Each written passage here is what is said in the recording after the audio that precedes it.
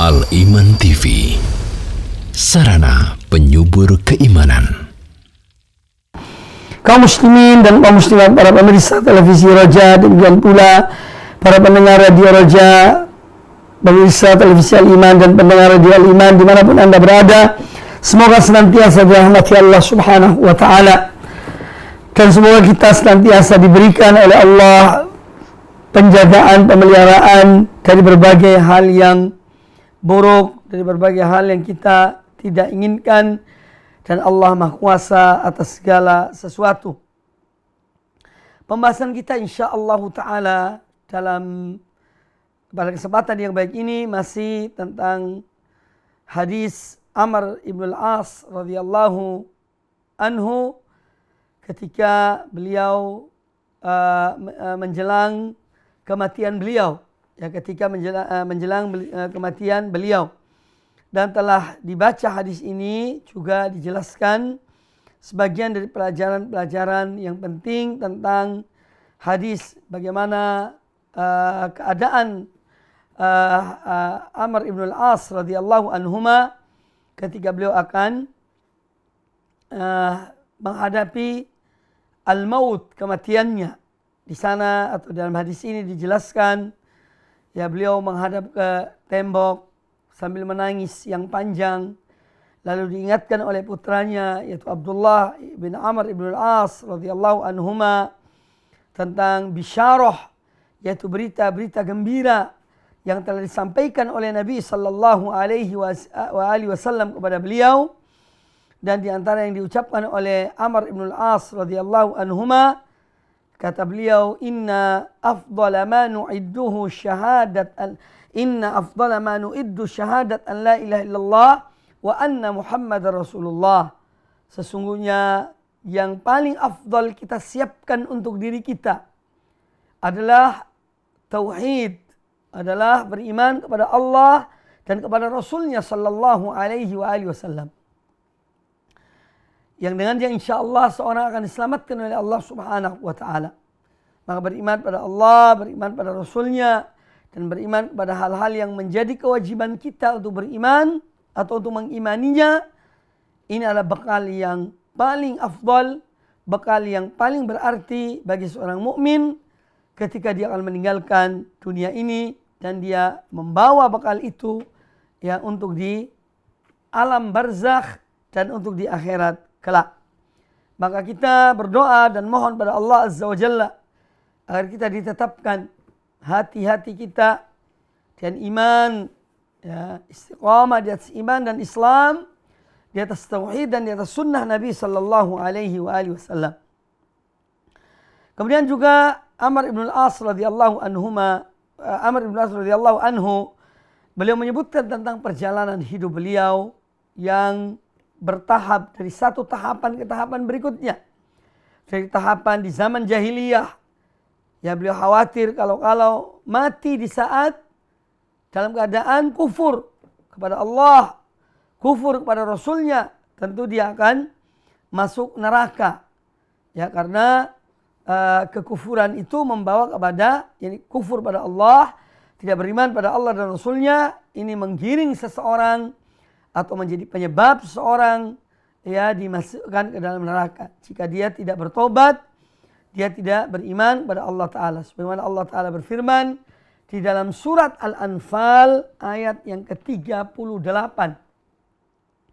Surat Al-Anfal ayat ke-38, Allah Ta'ala berfirman, qul lilladzina kafaru, katakanlah wahai Muhammad kepada orang-orang yang kafir, in yantahu yughfar lahum, kalau mereka berhenti, yakni berhenti dari kekufuran mereka,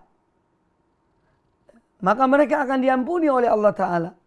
Bagaimana berhenti dari kekufuran mereka? Yaitu dengan beriman kepada Allah Subhanahu wa Ta'ala. Dan beriman kepada Allah, beriman kepada Rasulnya, dan beriman kepada hal-hal yang menjadi kewajiban seorang untuk beriman. Kalau mereka berhenti dari kekufuran mereka, maka akan diampuni mereka itu. Yughfar lahum. Siapa yang mengampuni mereka? Allah Subhanahu wa Ta'ala. Karena dialah zat yang maha pengampun. Dialah yang memiliki keampunan. Itu Allah Azza wa Jalla. Allah yang mengampuninya. Ini orang yang beriman pada Allah Ta'ala. Ya, yughfar lahum ma qad salafa. Akan diampuni bagi mereka apa yang telah mereka lakukan. Ini sebelum Islam. Ketika mereka masih dalam keadaan kafir. Nah, dengan dia beriman maka diampuni dosa-dosanya yang terdahulu. Nah, ini bukti bahwa iman itu adalah sebagai bentuk taubat dari seorang yang kafir. Ya, dengan dia beriman. Makanya Abdullah Amr ibn As radhiyallahu anhuma, beliau menyebutkan bahwa beliau pernah hidup di zaman jahiliyah. Ya, ketika itu beliau sangat membenci Nabi sallallahu alaihi wasallam. Kemudian beliau memeluk Islam dan sangat mencintai Rasulullah SAW. Kemudian setelah wafatnya Nabi SAW, ya, dan beliau juga mengalami masa di saat terjadi perbedaan, ya, antara sebagian sahabat dan yang lainnya, ya, dan mereka masing-masing tentu ada orang-orang yang berijtihad, ya, di dalam masalah yang mereka alami ketika itu, ya, sehingga orang yang berijtihad itu, ya, ini yang dimaksud adalah para sahabat radhiyallahu anhum, ya, kalau mereka benar maka mendapatkan 2 pahala. Kalau yang salah mendapat satu pahala. Makanya para sahabat radhiyallahu anhum ketika mereka, ya, terjadi apa yang terjadi di antara mereka setelah terbunuhnya Al-Khalifatul Rashid Utsman ibn Affan radhiyallahu anhu, maka mereka itu berijtihad. Sehingga ada sebagian yang mengikuti atau condong kepada mengikuti Muawiyah bin Abi Sufyan, dan ada sebagian yang mereka condong mengikuti Ali bin Abi Thalib. Mereka ijtihad dua-duanya. Ya. Dan yang benar mendapat 2 pahala, yang salah mendapat satu pahala. Maka dari itu dalam masa perselisihan ini, ya, kita sebagai Ahlus Sunnah wal Jamaah, dan ini disebutkan oleh para ulama, ya, Ahlus Sunnah wal Jamaah mereka ada orang-orang yang tetap loyal kepada semua sahabat-sahabat Nabi SAW. Ya. Dan Ahlus Sunnah wal Jamaah berkeyakinan bahwa apa yang terjadi di antara 2 kelompok sahabat itu, ya, antara Muawiyah bin Abi Sufyan radhiyallahu anhuma dan Ali bin Abi Thalib radhiyallahu anhu, ya, ini ada ijtihad. Yang benar mendapat 2 pahala, yang salah mendapat satu pahala. Ya, ini pendirian Ahlussunnah wal Jamaah. Dan mayoritas Ahlussunnah wal Jamaah menyebutkan yang benar dalam masalah ini adalah yaitu Ali bin Abi Thalib radhiyallahu anhu. Ya, namun dalam mensikapi mereka para sahabat, Ahlussunnah tetap loyal kepada para sahabat, ya, tidak kemudian seperti kelompok-kelompok firqah-firqah yang dhalah, yang sesat, ya, yang mengafirkan Ali bin Abi Thalib atau yang mengafirkan Muawiyah bin Abi Sufyan. Tidak. Ya, mereka adalah orang-orang beriman semuanya. Namun mereka berijtihad terhadap apa yang mereka hadapi ketika itu. Nah, kemudian pernah Al-Imam Ahmad bin Hanbal rahimahullah ta'ala, beliau itu ditanya oleh sebagian muridnya tentang perselisihan yang terjadi di kalangan sahabat. Saya akan bacakan ayat yang dibacakan oleh Al-Imam Ahmad bin Hanbal. Ya, ketika terjadi perselisihan, ketika ditanya oleh seorang murid beliau itu Ahmad bin Hanbal tentang apa yang terjadi di kalangan sahabat, ya, maka beliau tidak menjawab kecuali dengan membaca ayat ini. Ya, dalam surat Al-Baqarah, ya, di dalam surat Al-Baqarah ayat yang ke-134. Ketika Imam Ahmad ditanya oleh sebagian muridnya, ya, bagaimana pandangan beliau tentang perselisihan yang terjadi antara Muawiyah bin Abi Sufyan dan Ali bin Abi Thalib radhiyallahu anhu, dengan masing-masing punya pendukung dari kalangan sahabat. Jawabannya beliau membaca ayat 134 dari surat Al-Baqarah.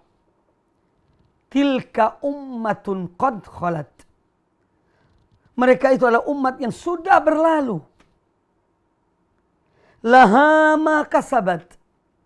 Bagi mereka apa yang mereka lakukan, yang mereka kerjakan, yang mereka upayakan. Karena mereka bagaimanapun orang-orang yang telah berjasa, yakni di dalam mengembangkan Islam ini, dalam membawa dan mengemban agama Allah Islam. Laha ma kasabat. Bagi mereka apa yang mereka kerjakan. Walakum ma kasabtum. Dan bagi kalian apa yang kalian kerjakan. Ya. Wala tus'aluna amma kanu ya'malun. Dan kalian tidak akan ditanya apa yang mereka lakukan.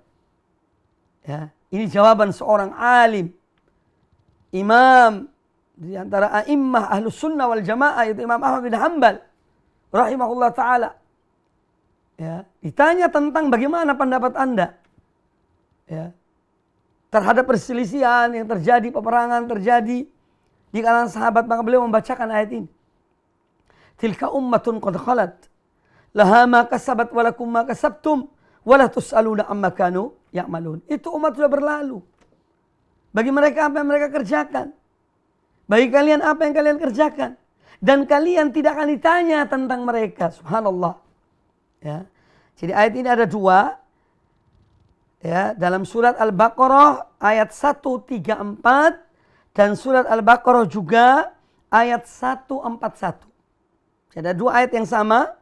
Dalam surat yang sama, tilka ummatun qalat laha ma kasabat wa lakum ma kasabtum wa la tus'aluna amma kanu ya'malun.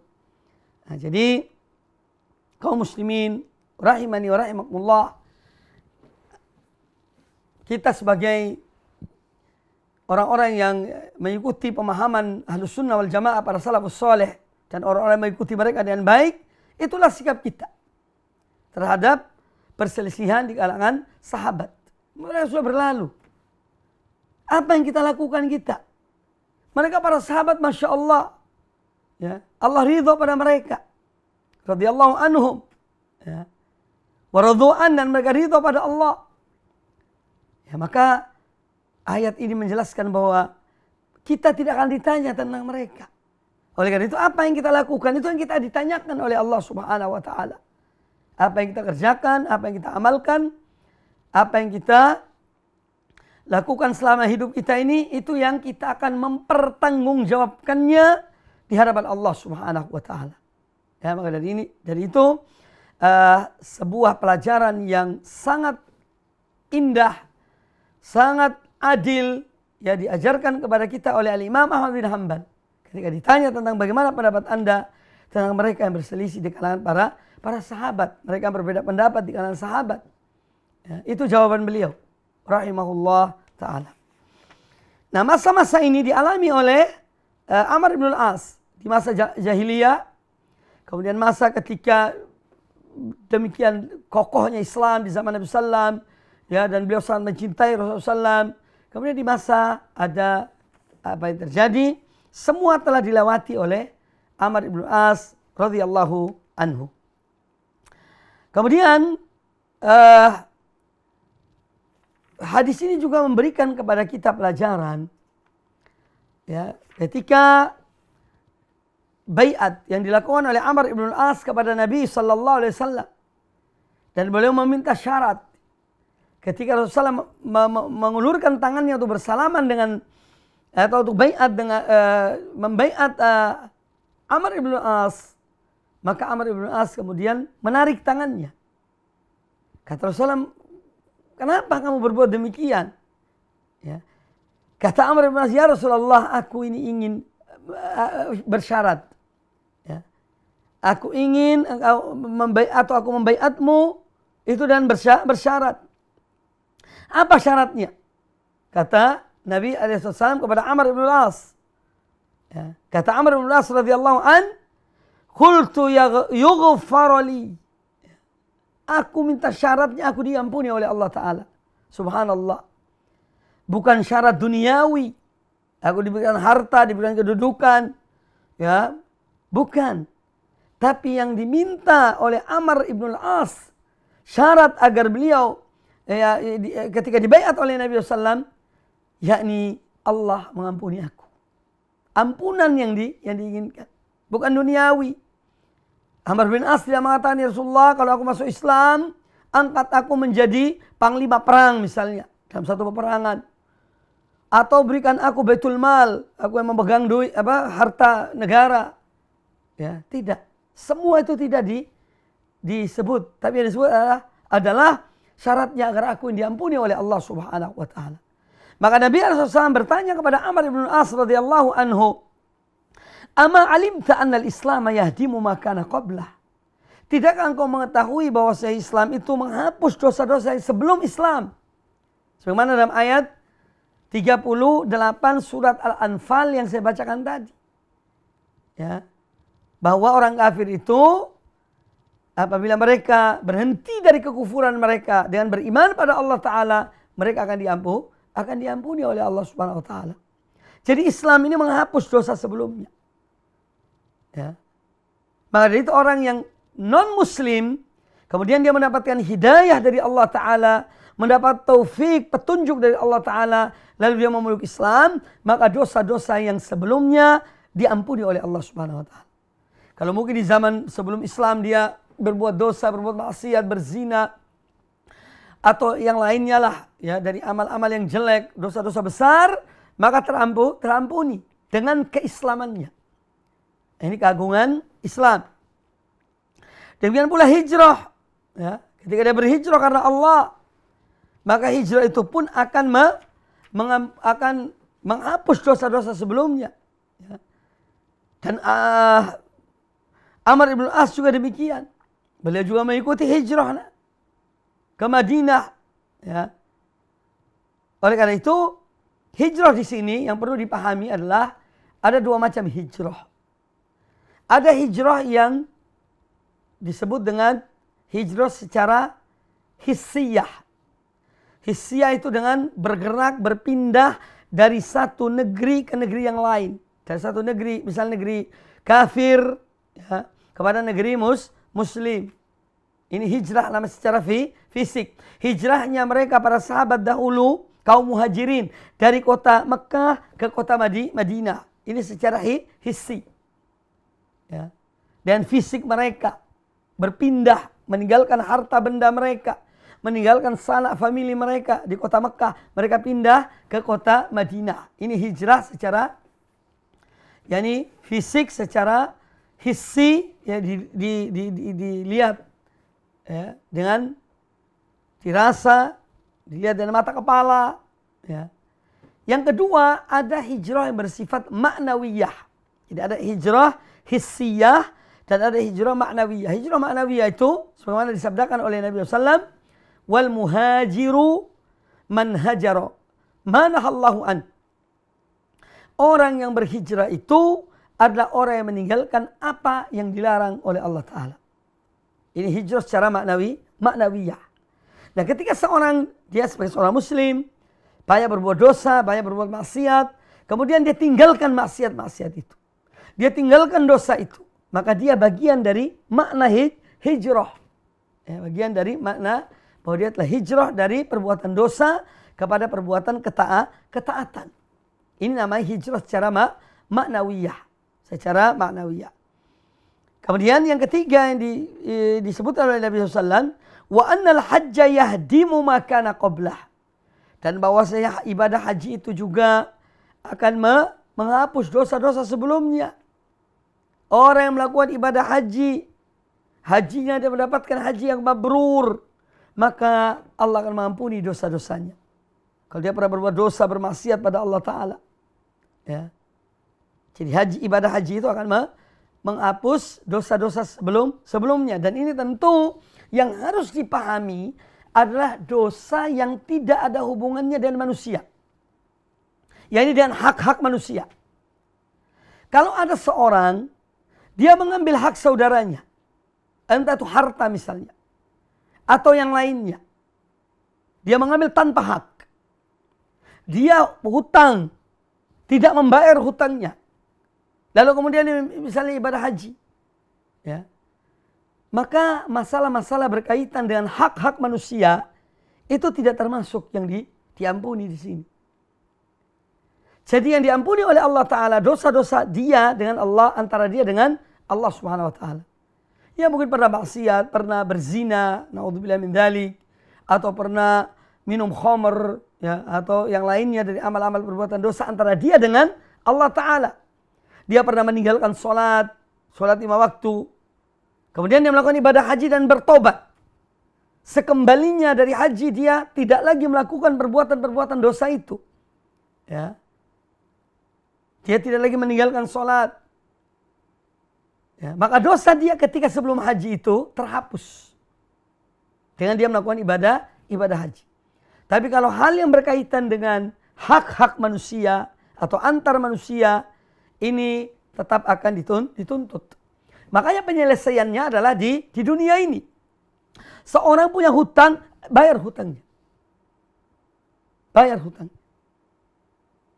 Kalau orang itu tidak membayar hutangnya, ya, sampai meninggal, ya, walaupun dia ini Masya Allah amal solehnya, ibadahnya, ketaatannya pada Allah Ta'ala, namun dia masih mempunyai hutang sampai meninggal, dan orang yang memberikan hutang pada dia tidak ridho dengan hutang itu, maka nanti di akhirat dituntut.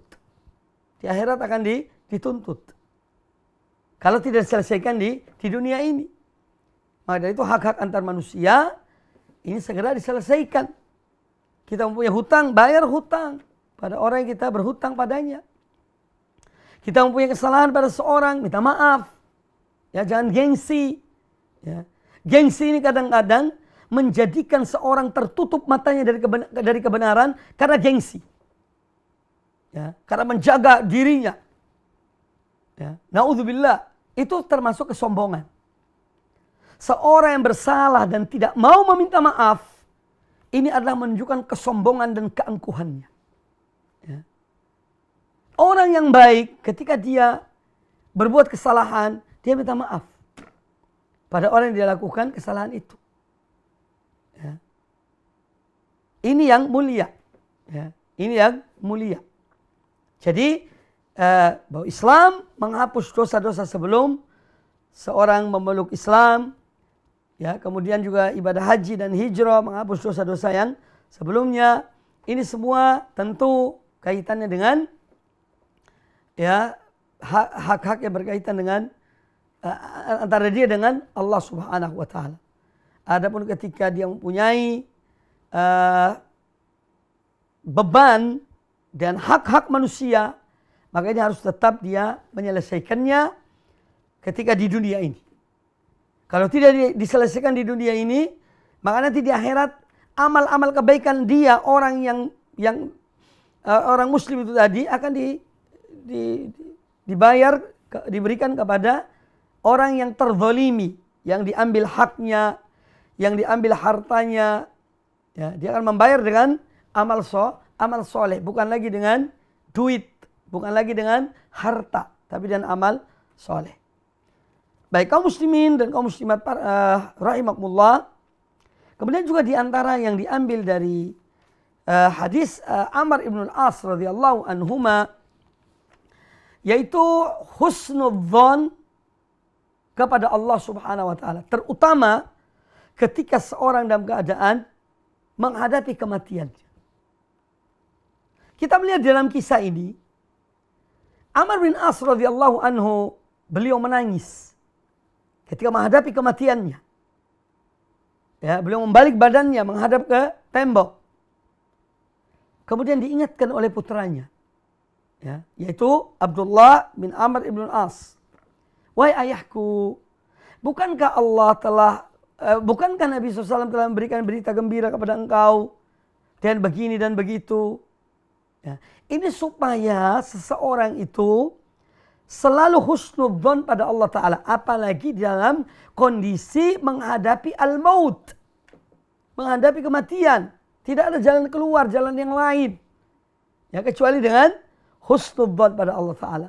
Bahwa Allah Maha Pengampun. Allah Maha Penyayang. Ya. Allah mencintai hamba-hambanya yang beriman. Makanya ketika seorang dia hadir di saat ada seseorang yang akan meninggal, ini yang hadir pun harus orang yang faham. Harus orang yang punya ilmu, yang mengerti agama. Apa yang harus dia lakukan orang yang berada dalam keadaan sakaratul maut. Yaitu memberikan berita gembira pada orang ini. Ya. Jangan membuat orang ini putus asa. Karena dia dalam keadaan apa? Di garis finish. Akan meninggalkan dunia ini. Ya. Maka berikan dia harapan. Akan ampunan Allah. Akan rahmat Allah. Kasih sayang Allah. Janji-janji Allah yang Allah akan berikan pada orang-orang beriman. Jangan diucapkan kalimat-kalimat yang justru menjadikan orang ini putus asa dari rahmat Allah. Ini tidak dibenarkan. Nah, di sini pentingnya ya, orang berilmu hadir ketika seseorang akan meninggal. Karena dia tahu apa yang harus dia lakukan. Lah kita sekarang ini banyak orang ya, ketika ada orang akan meninggal, ya dipanggil bukan orang yang ngerti agama. Ya. Hanya atribut. Sehingga kemudian melakukan hal-hal yang tidak sesuai dengan tuntunan Nabi SAW. Satu contoh yang nyata. Dan ini banyak terjadi pada sebagian kaum muslimin. Ketika seorang akan meninggal, itu disuruh oleh orang yang ada di sampingnya untuk mengucapkan kalimat Allah, Allah, Allah. Ya. Ini menyelisih tuntunan Nabi SAW. Tuntunan Nabi SAW bagi seorang yang hadir ketika ada yang akan meninggal, ya, dia menuntun orang yang akan meninggal itu kalimat tauhid. Kalimat la ilaha illallah. Bukan kata Allah, Allah, Allah. Lalu mereka beralasan. Dan alasan itu yang dari akal mereka sendiri, dari pemikiran mereka sendiri. Kata mereka, kalau kita mengucapkan katakanlah la ilaha illallah, khawatirnya ketika dia mengatakan la ilaha, tidak ada Tuhan, mati. Cabut nyawanya. Berarti mati dalam kekufuran. Subhanallah. Ini namanya kita su'dzon pada orang ini. Ya. Yang kedua, kita menyelisihi tuntunan Nabi SAW. Rasulullah SAW mengajarkan kepada kita, laqinu mautakum la ilaha illallah. Tuntunlah orang yang akan meninggal di antara kalian kalimat la ilaha illallah. Beliau tidak mengatakan Allah. Tuntunlah orang yang akan meninggal di antara kalian kata Allah, Allah, Allah. Allah itu bukan kalimat tauhid. Allah itu nama Allah Azza wa Jalla. Ya. Maka kewajiban kita sebagai umat melaksanakan tuntunan Rasulullah SAW. Ya. Adapun selebihnya kita serahkan pada Allah Ta'ala. Jangan kita mengotak-atik dengan akal kita. Ini kalau kita ajarkan la ilaha illallah atau tuntun kalimat la ilaha illallah, khawatirnya nanti dia begini, dia begitu. Kata la ilaha terus meninggal. Yang tahu ini siapa? Yang menjadi kewajiban kita adalah apa? Mengajarkan kalimat la ilaha illallah. Menuntun kalimat la ilaha illallah. Itu kewajiban kita. Karena itu yang diperintahkan oleh Nabi SAW. Maka kita lakukan. Apa yang diperintahkan oleh Rasulullah SAW, itu yang kita lakukan. Ya. Selebihnya kita serahkan pada Allah Subhanahu wa Ta'ala. Nah, ini diantara hal-hal yang kita jumpai pada sebagian kaum muslimin karena kejahilan mereka. Ya. Karena kejahilan mereka. Karena ketidaktahuan mereka. Ya. Sehingga melakukan hal yang justru tidak diajarkan oleh Rasulullah Sallallahu Alaihi Wasallam. Maka dari itu seorang yang dia menghadiri tatkala ada yang akan meninggal, seorang yang akan meninggal atau saudaranya atau familinya atau siapa saja temannya, dia harus tahu apa yang harus dia lakukan. Ya. Di antaranya tadi menuntun kalimat la ilaha illallah kepada orang yang akan meninggal. Yang kedua, memberikan harapan pada orang yang meninggal itu. Orang yang akan meninggal itu. Berikan harapan dia agar dia husnudzon pada Allah Ta'ala. Dia berprasangka baik pada Allah Subhanahu wa Ta'ala. Ya. Ini yang kita diajarkan oleh Nabi SAW. Maka kita melihat di sini Abdullah bin Amr ibn As, sang anak, mengatakan pada ayahnya ketika ayahnya menangis, ya, kemudian membalik wajahnya ke tembok. Ya wahai ayahku, bukankah Rasulullah SAW telah memberikan engkau berita gembira ini dan itu? Nah, ini memberikan harapan.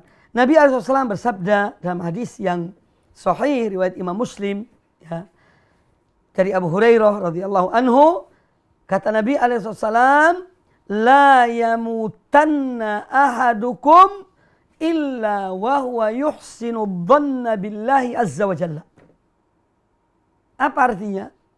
Kata Nabi alaihissalam, janganlah sekali-kali salah seorang di antara kalian meninggal, ya, wafat, melainkan dia dalam keadaan husnudzon kepada Allah azza wa jalla, berprasangka baik pada Allah subhanahu wa ta'ala.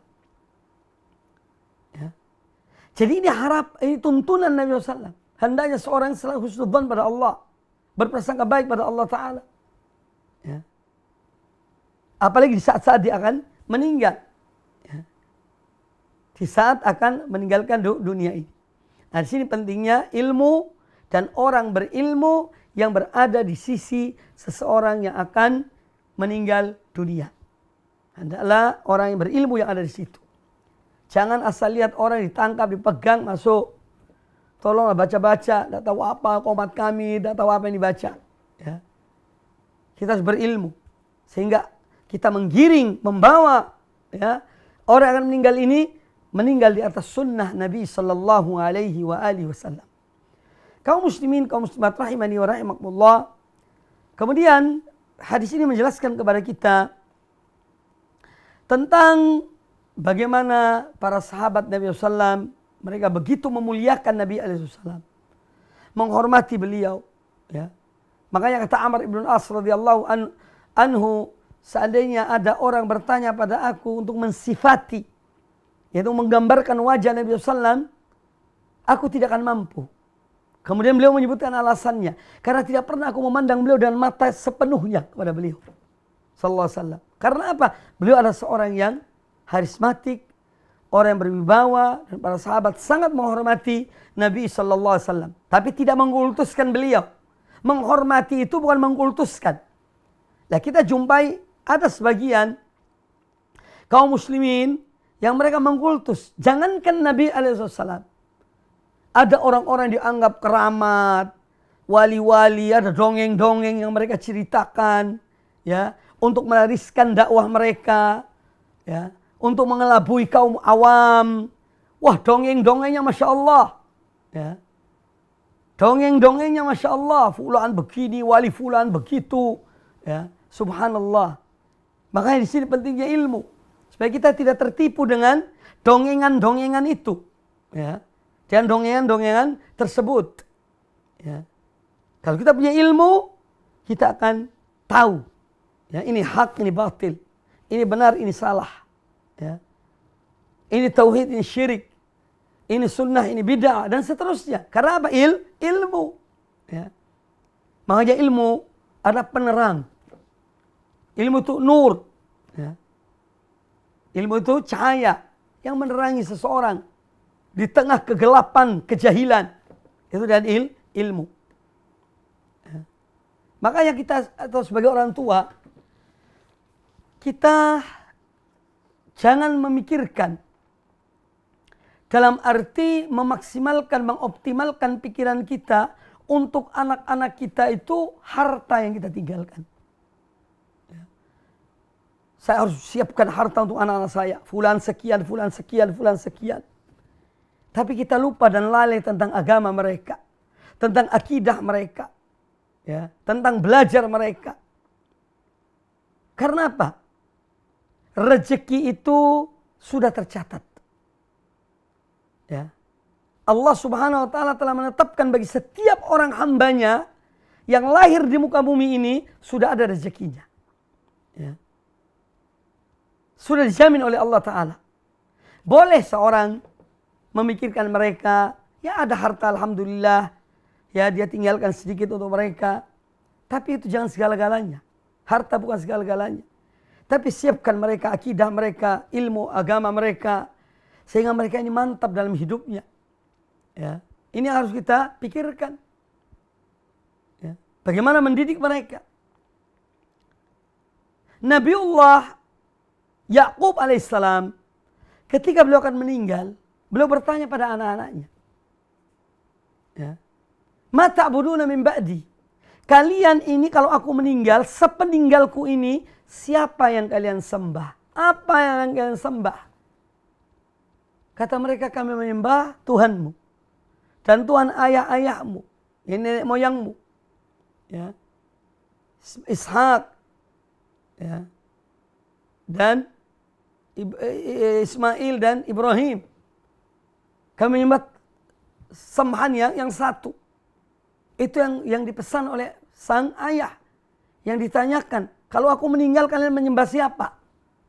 Ini menunjukkan tentang pentingnya wasiat orang tua pada anaknya. Agar tetap istiqamah di atas tauhid.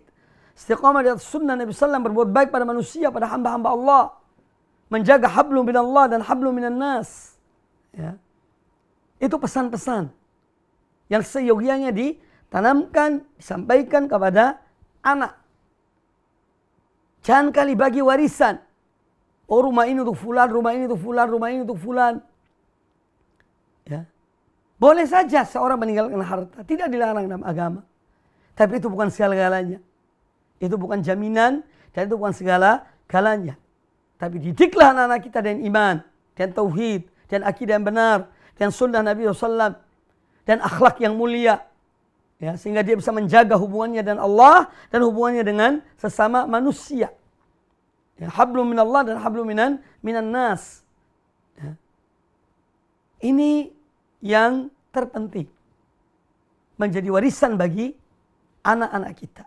Oleh karena itu, kita menjumpai bahwa Luqmanul Hakim, ya, ketika beliau wasiatkan anaknya, yang pertama beliau wasiatkan adalah agar tidak menyekutukan Allah dengan sesuatu. Wa idh qala Luqmanu libnihi wa huwa ya'idhuhu. Ya. Ya bunayya la tusyrik billah. Dan ingatlah ketika Luqman menasihati anaknya, ya, dan dia mengatakan pada anaknya, wahai anakku, la tusyrik billah.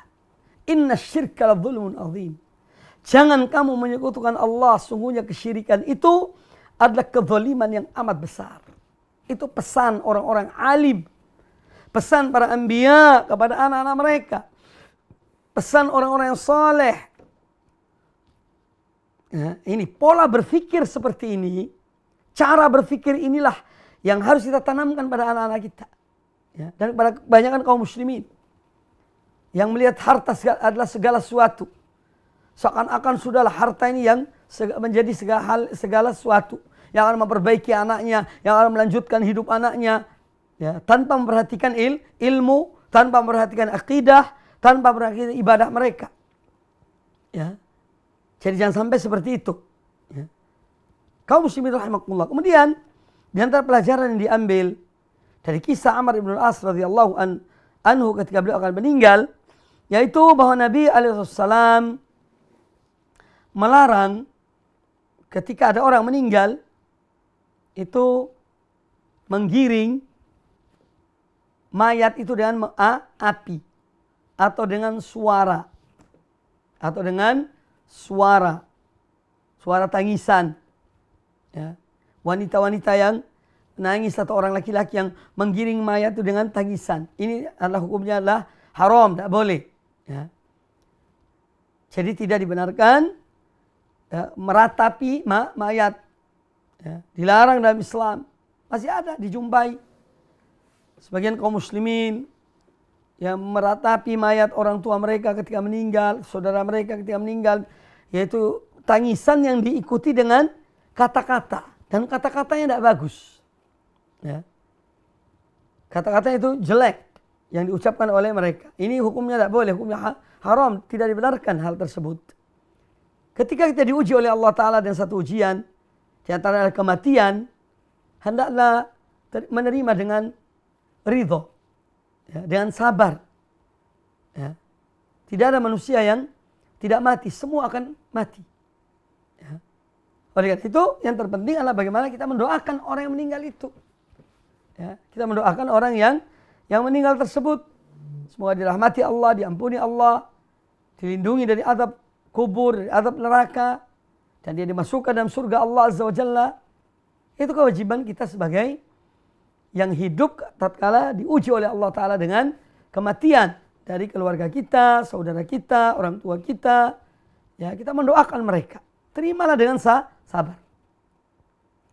Di dalam hadis Jabir bin Abdullah radhiyallahu anhu itu ada larangan dari Nabi alaihissalam.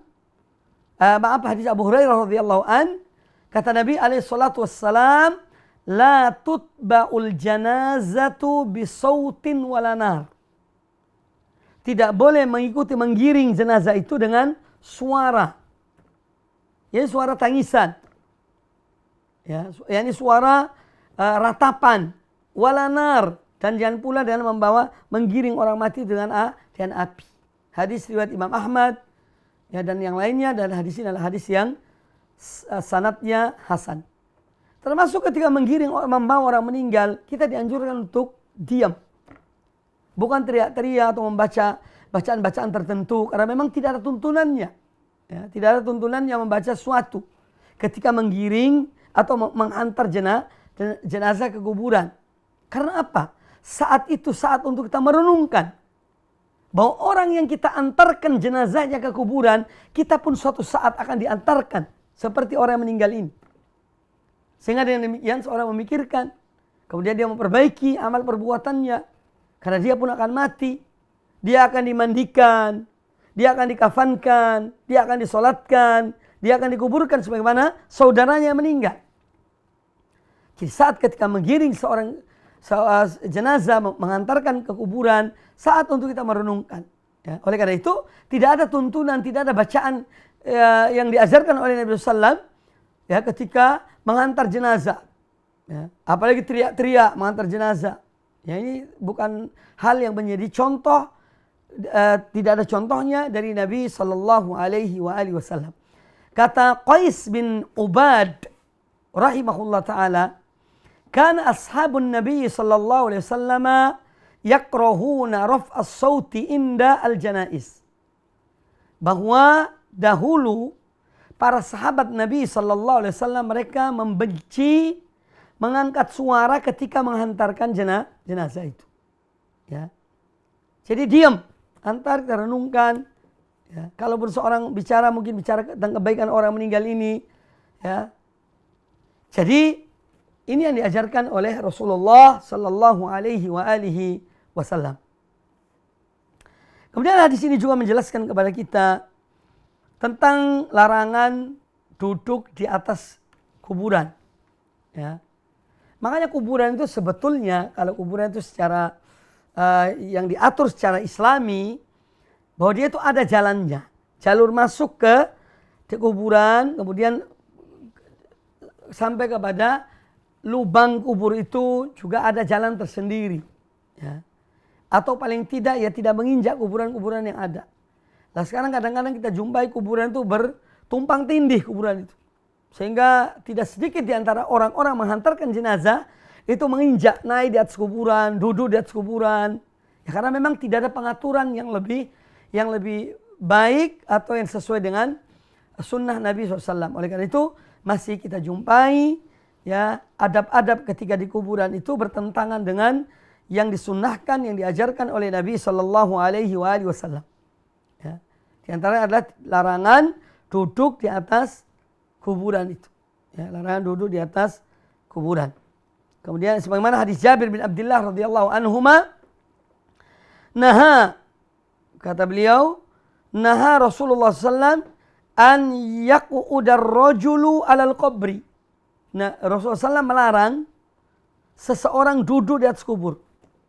Wa an yujassas ya, wa yubna alaih. Demikian pula Rasulullah sallallahu melarang kuburan itu dikapuri, ya, dicat, dihiasi, pasang keramik, ya, atau dibangun di atasnya bangunan. Ini hal-hal yang ya dilarang oleh Nabi Sallallahu Alaihi Wasallam, karena dikhawatirkan nanti akan ada pengkultusan kepada orang yang meninggal itu. Ya, karena Islam menghapus segala bentuk kesyirikan dan sebab-sebab yang akan menjerumuskan kepada perbuatan syirik. Ya. Semua sebab yang akan menjerumuskan kepada perbuatan syirik dilarang oleh Islam. Nah, oleh karena itu kita lihat Islam melarang membangun kuburan, ya, dihiasi, masya Allah, keramik yang mahal, yang dibangun tinggi, di atasnya ditanami rumput Jepang, ditaruh pot bunga, ditaruh kendi, untuk apa? Itu lebih pantas digunakan oleh orang-orang yang hidup. Orang yang meninggal itu, dia sudah berhadapan dengan apa yang dihadapi. Jika baik, maka itu kebaikan baginya. Kalau dia amalnya baik. Jika buruk, dia menghadapi hal yang lainnya. Ya, oleh karena itu, Islam adalah agama yang sangat mulia. Melarang pola hidup tabdzir, ya, menghambur-hamburkan harta, ya. Menghormati orang mati itu dan mendoakan mereka, ya. Dan melaksanakan apa yang diajarkan oleh Nabi SAW terhadap mereka. Itu namanya memuliakan orang telah meninggal. Adapun membangun, apalagi bangun kubah di atasnya, kemudian ini dan itu, ini hal-hal yang lebih baik harta itu, ya, diberikan pada fuqara masakin sebagai amal bagi orang meninggal itu lebih bermanfaat.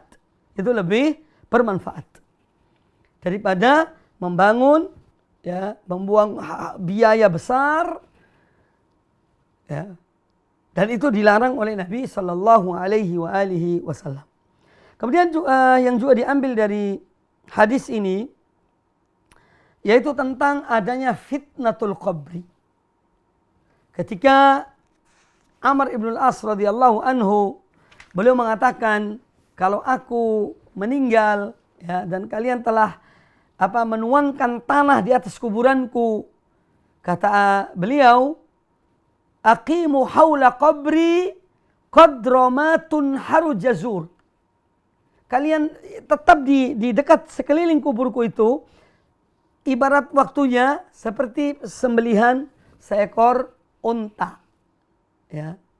Jadi makanya seorang yang keluarganya, yang dia menghantarkan keluarganya meninggal, itu dianjurkan kepadanya untuk apa? Sejenak di kuburan itu. Jangan langsung ditinggalkan. Agar dia sejenak di situ, tunggu sejenak di kuburan keluarganya itu setelah dikuburkan. Ya, dianjurkan demikian. Kemudian juga hadis ini menjelaskan kepada kita tentang apa? Adanya fitnatul qabri, dan pernah kami jelaskan, yaitu di kuburan ada 3 hal. Ya. Pertama, fitnatul qabr, yaitu pertanyaan orang yang dalam kubur itu ditanya oleh 2 malaikat, Munkar dan Nakir. Dan perlu diketahui ada amalan-amalan yang dengannya seorang diselamatkan dari fitnatul qabr. Ya, ada. Bukan saat ini dijelaskan, karena mengingat waktu dan lain sebagainya.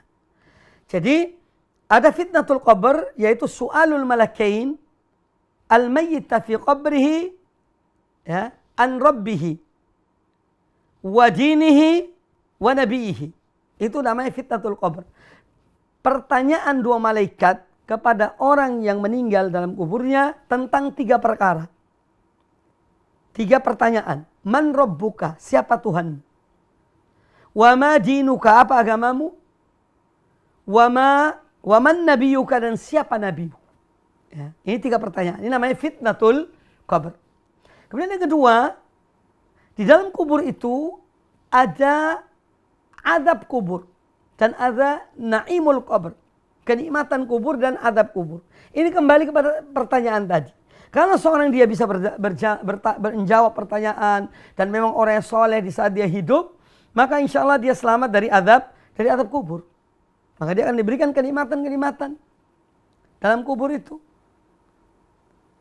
Adapun kalau dia tidak bisa menjawab pertanyaan itu dan banyak dosa ketika dia di dunia ini dan belum diampuni oleh Allah Ta'ala, maka dia akan mendapatkan azab dalam kubur itu. Nah, ini 3 hal yang wajib kita imani, ya, dan kita tidak perlu bertanya bagaimana sih tentang azab kubur itu, karena ini masalah gaib. Kadang-kadang mayat itu tetap di tempatnya, justru bukan kadang, mayat tetap di tempatnya, ya, kalau digali tidak ada kelihatan azab, bekas azab, tapi ini alam yang berbeda.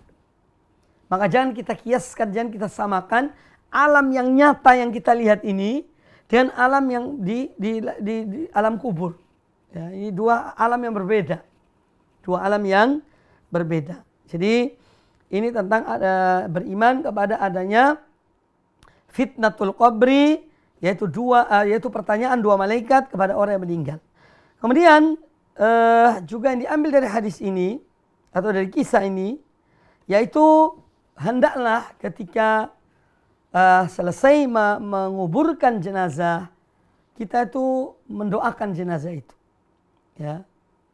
Sebagaimana hadis Utsman bin Affan radhiyallahu anhu, kana Nabi sallallahu alaihi wasallam idza faragha min dafnil mayyit qama alaihi, bahwa Nabi sallam kalau selesai menguburkan jenazah, ya, beliau berdiri di sisi kubur, kemudian beliau mengatakan, ya, istaghfiru li akhikum wassalu lahu at-tathbit fa innahu al-ana yus'al.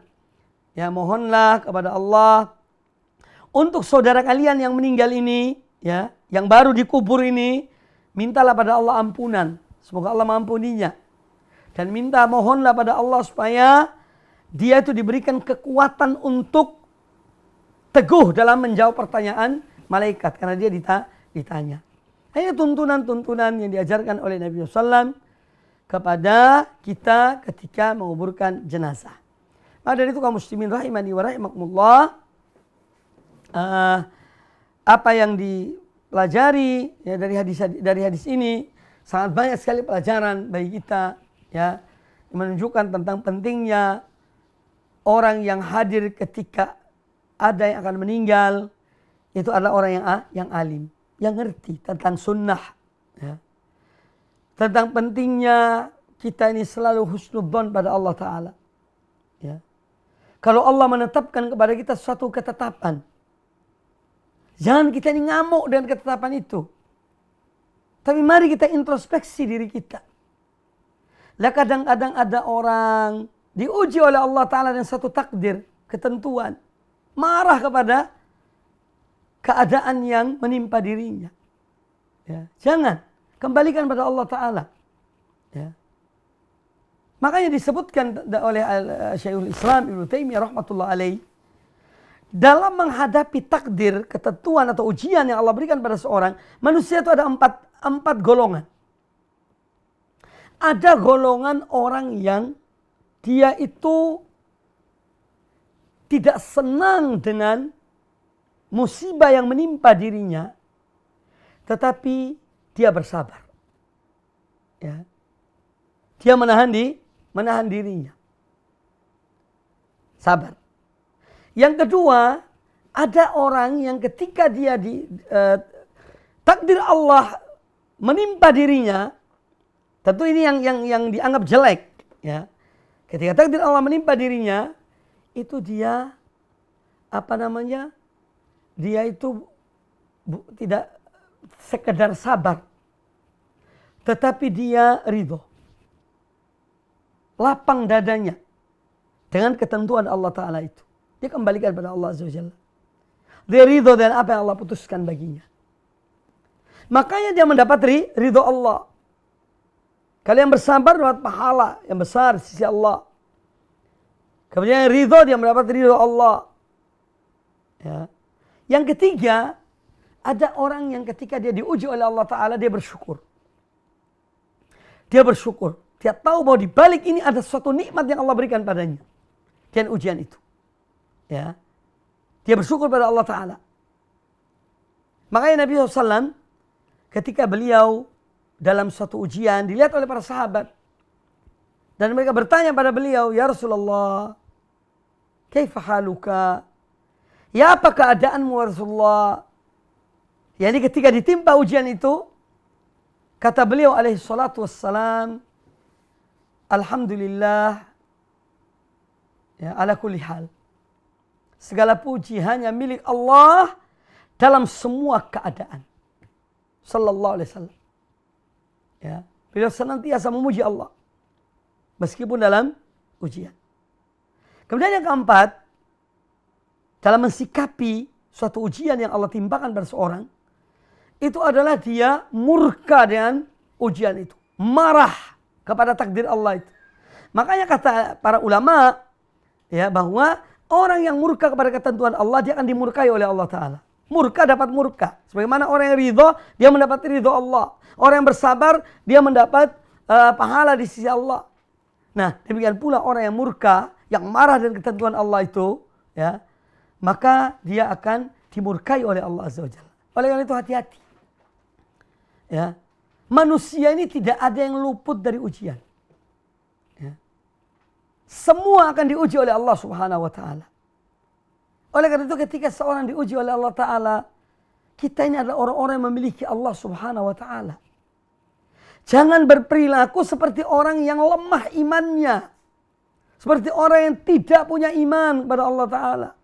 Ya. Jangan. Kembalikan pada Allah. Ini yang terbaik insya Allah. Kita harus berprasangka atau husnudzon kepada Allah Ta'ala. Ini seyogyanya sikap yang harus kita lakukan. Ya, bukan kemudian kita marah kepada takdir Allah Ta'ala. Tidak ridho kepada takdir Allah. Mengapa saya harus begini? Mengapa kau ditimpakan pada aku begini dan begitu? Ya, ini perlu introspeksi diri. Agar kita menjadi orang yang beriman pada Allah Ta'ala. Dan ketentuannya. Ya. Apa yang Allah tentukan insya Allah itu yang terbaik. Hanya manusia terkadang tidak tahu apa dibalik ujian itu. Ya. Namun kita harus tetap husnudzon. Prasangka baik pada Allah Subhanahu wa taala bahwasanya ketentuan Allah itu yang menimpa diri kita itulah yang terbaik. Ya. Sehingga dengan demikian kita tidak menyalahkan takdir atau menyalahkan orang lain, ya, atau menyalahkan sebab. Jangan, kembalikan pada Allah. Lapang dada. Saya pernah jelaskan tentang bagaimana lapang dada itu menjadikan seorang itu hidupnya tenang. Tapi kita selalu sempit dada kita, maka ini akan apa dampaknya? Ya kita bisa stres hidup ini. Naudzubillah. Karena apa? Setiap yang menimpa kita itu sempit.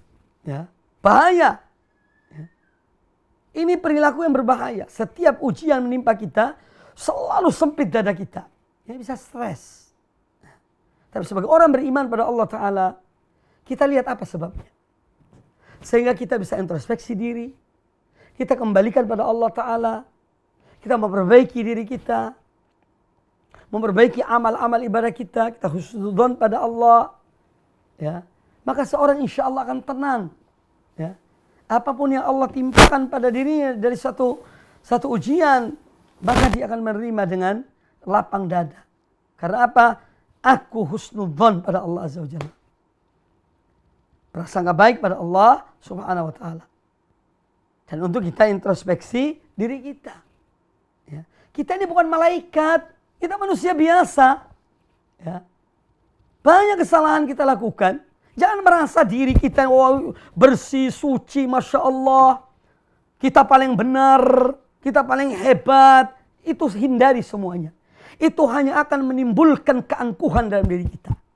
Kesombongan dalam diri kita. Ya. Itu yang dampaknya. Kalau kita selalu merasa diri kita paling benar, merasa diri kita ini paling hebat, merasa diri kita ini yang seakan-akan tidak pernah berbuat kesalahan, ya, selalu menuding orang lain berbuat salah, lah ini akan menimbulkan ujub pada diri seorang. Dan ujub ini berbahaya. Bisa menggugurkan amal ibadah seorang karena ujub pada dirinya. Bisa menimbulkan kibir, keangkuhan. Ya, yaitu merendahkan orang lain. Karena ujub tadi itu. Tapi kalau seorang dia introspeksi, dia melihat dirinya, ya Allah saya ini salah. Saya ini keliru. Ya, mudah-mudahan Allah mengampuni saya. Ya, ini sikap yang mulia. Seorang mau tahu dirinya, ya, maka dia akan tenang hidupnya. Ya, dia akan tenang hidupnya di dunia ini. Ya. Kita melihat contoh dalam kisah ini. Bagaimana Amr ibn al-As radhiyallahu anhu. Beliau menyebutkan aku telah melewati 3 masa. Masa kejahiliaan yang aku sangat benci kepada Nabi SAW. Ya, aku khawatir ketika itu seandainya aku meninggal, pasti aku termasuk ahli nar. Kemudian aku melewati masa yang berikutnya, yaitu masa imannya kepada Rasulullah SAW, cintanya kepada Nabi SAW. Ya, kata beliau seandainya aku mati di saat itu, aku akan menjadi orang yang menjadi ahli surga. Karena imannya, amal solehnya pada Allah Ta'ala. Yang ketiga masa yang di situ ada terjadi terjadi fitnah bagaimanapun, tidak bisa dipungkiri. Ya. Sehingga beliau mengatakan, Allah, aku berharap pada Allah Ta'ala, semoga Allah mampuni. Ya. Pada rahmat Allah. Jadi sudahlah. Berhenti dari mensucikan diri. Berhenti dari menomorsatukan diri kita. Ya. Tapi kita taruh paling belakang. Ya. Ada di kalangan sahabat dahulu, di antara disebutkan tentang Abu Bakar Siddiq radhiyallahu an.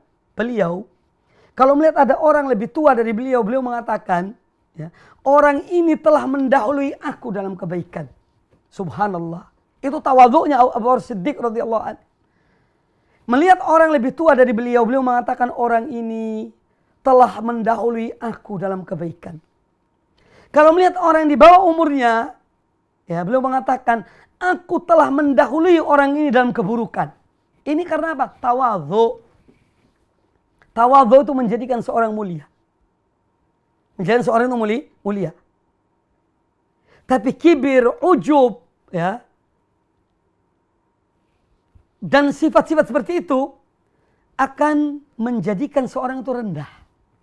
Ya, merendahkan seorang. Dibenci oleh Allah, dibenci oleh manusia. Karena ujubnya. Karena kibirnya. Tapi kalau seorang tawadhu, mengetahui dirinya, memposisikan dirinya sebagai seorang hamba Allah yang penuh dengan kekurangan, penuh dengan kesalahan, penuh dengan kekeliruan, maka Allah akan muliakan orang itu. Dan ini yang tentu kita mendidik generasi kita. Mendidik anak-anak kita. Agar mereka memiliki sifat-sifat yang mulia ini. Ya. Sifat yang mulia. Kaum muslimin, kaum muslimat rahimani wa rahimakumullah. Apa yang kita dapati dari kisah tentang wafatnya Amr ibn As radhiyallahu anhu, yaitu pelajaran-pelajaran yang sangat banyak. Ya. Seandainya hadis ini dibukukan, bisa menjadi satu risalah tentang betapa mereka para sahabat demikian sikapnya, akhlaknya, moralnya, imannya pada Allah. Ya, luar biasa. Ya. Mari kita ambil pelajaran-pelajaran dari mereka. Kita menisbahkan diri kita kepada para sahabat radhiyallahu anhum, bermanhaj, berakidah salaf, bermanhaj salaf, sahabat dan para yang mengikuti mereka dengan baik. Ayo kita buktikan. Kita ejawantahkan dalam diri kita, semampu kita. Kita tidak dipaksakan. Ya. Kalau kita tidak mampu, tapi semampu kita. Yang penting apa? Niat yang benar. Coba berbuat sedikit demi sedikit. Ya. Insya Allah, kalau kita betul-betul mempunyai keinginan yang baik, karena Allah Maha mengetahui hati hamba-hambanya. Ya. Allah Maha mengetahui apa yang ada di jantung-jantung kita ini. Kalau ini baik, ya, maka Allah akan membimbing kepada kebaikan. Tapi kalau dari dalam ini sudah rusak, naudzubillah min dzalik, ya, maka itu tampak di dalam perbuatan kita. Ya, tampak di atas perbuatan kita. Dari lisannya, orang itu hasud, dengki, iri, sombong, kibir, itu kalaupun tidak tampak dari perbuatannya, dari lisannya tertampak. Kalau dari hatinya jelas kita tidak tahu. Tapi dari ucapannya, ya, dari pandangan matanya, dari sinisnya, itu ketahuan. Ya. Tampak. Maka orang mukmin, ya, orang beriman, orang muslim, yang dia ingin memperbaiki dirinya terutama sebelum orang lain, harus berpedoman pada ya kitab dan sunnah Nabi SAW, Al-Quran dan sunnah, dan contoh-contoh mereka para sahabat radhiyallahu anhum ajma'in. Ya, itu yang terbaik. Contoh. Dan kita ingin kebaikan untuk saudara kita, sebagaimana kita ingin kebaikan untuk diri kita. Ya. Jangan kita senang dengan keburukan yang menimpa saudara kita, tidak. Ya. Tapi kita ikut seorang muslim, dia ikut sedih di kala saatnya, di saat saudaranya sedih. Dia ikut senang, dia ikut gembira di saat saudaranya bergembira, mendapat nikmat dari Allah Subhanahu wa taala. Ya. Maka kita melihat di sini kisah tentang wafatnya atau saat-saat wafatnya Amr ibn As radhiyallahu anhu adalah saat yang demikian indahnya, karena di situ ada orang-orang yang alim bersama beliau, karena beliau seorang sahabat, ya, sehingga dari awal sampai akhir kisah ini penuh dengan pelajaran dan ilmu. Baik kaum muslimin dan kaum muslimat rahimani wa rahimakumullah, pada kesempatan yang baik ini, ya, karena kelihatannya tidak ada pertanyaan, mengingat waktu yang sempit, kita tetap mengingatkan kepada kaum muslimin untuk selalu, ya, meningkatkan ilmu dan amal, memperbanyak berdoa pada Allah Subhanahu wa taala. Karena dengan itu kita akan, ya, dikeluarkan oleh Allah Azza wa Jalla dari berbagai cobaan dan ujian. Kita di tengah-tengah wabah misalnya, toh alhamdulillah nikmat Allah begitu banyaknya. Ya. Maka jangan hanya karena satu ujian dari Allah berupa wabah ini, kemudian kita melupakan nikmat-nikmat Allah yang demikian banyaknya. Jangan. Tapi terus kita bersyukur, terus kita bergantung pada Allah Ta'ala, bertawakal padanya dan melakukan sebab-sebab yang juga itu perintah Allah untuk melakukan sebab. Kemudian kita terus silah hubungan kita dengan Allah agar tetap dan kita jaga dengan baik dalam bentuk ibadah, terutama sholat 5 waktu, kemudian berdoa, berzikir, ya, sehingga hati kita ini tenang. Hati yang jauh dari minat Allah itu akan gersang, ibarat tanah yang gersang tidak pernah tersirami oleh air, ya. Tetapi hati yang selalu mengingat Allah, seorang lisan yang selalu basah dan zikir pada Allah Ta'ala, ini akan menenangkan hatinya, menenangkan jiwanya, ya. Apalagi saat-saat seperti ini justru pendekatan diri pada Allah Ta'ala harus kita tingkatkan dan lebih dari yang biasanya, ya. Mudah-mudahan Allah Azza wa Jalla menganugerahkan kepada kita ilmu yang bermanfaat dan amal yang soleh serta istiqamah di atas tauhid dan sunnah Nabi SAW sesuai dengan apa yang dijalankan dan dipahami oleh para salafus soleh radhiyallahu anhum ajma'in. Kurang lebihnya saya mohon maaf. Aqulu qauli hadza subhanakallahumma bihamdika asyhadu an la ilaha illa anta astaghfiruka wa atubu ilaik. Wa sallallahu wa sallam wa barak ala nabiyyina wa ala alihi washabihi ajma'in. Assalamualaikum warahmatullahi wabarakatuh.